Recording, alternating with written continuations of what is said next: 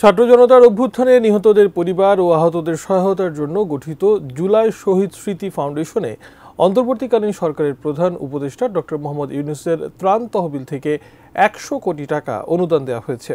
আগামী সপ্তাহ থেকে এই অর্থ বিতরণ শুরু হবে। বিস্তারিত মনিরুল ইসলাম মিন্টু রিপোর্টে।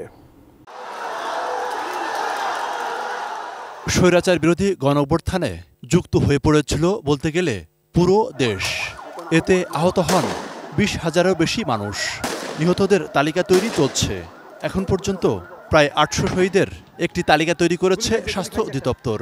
প্রথম থেকেই বর্তমান অন্তর্বর্তী সরকার আহতদের চিকিৎসা এবং নিহতদের পরিবারের সদস্যদের সহায়তা করে আসছে। এবার আনুষ্ঠানিকভাবে গঠন করা হলো একটি ফান্ড। সরকারের মাননীয় প্রধান উপদেষ্টার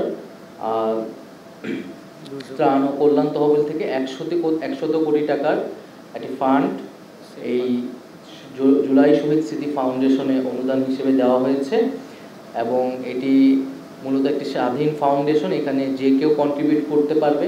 সন্ধ্যায় রাজধানীর ফরেন সার্ভিস একাডেমিতে এক সংবাদ সম্মেলনে ডাক ও টেলিযোগাযোগ এবং তথ্য ও সম্প্রচার উপদেষ্টা নাহিদ ইসলাম আহ্বান জানান দেশে বিদেশে সবাইকে এই ফান্ডে সহায়তা দেওয়ার জন্য।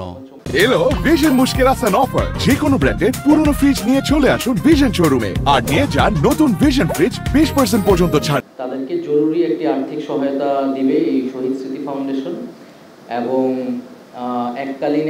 পরবর্তীতে এককালীন একটি ভাতা, এককালীন একটি গ্র্যান্ট দেওয়া হবে এবং মাসিক একটি ভাতার ব্যবস্থা করা হবে এবং পাশাপাশি আর্থিক সহায়তার পাশাপাশি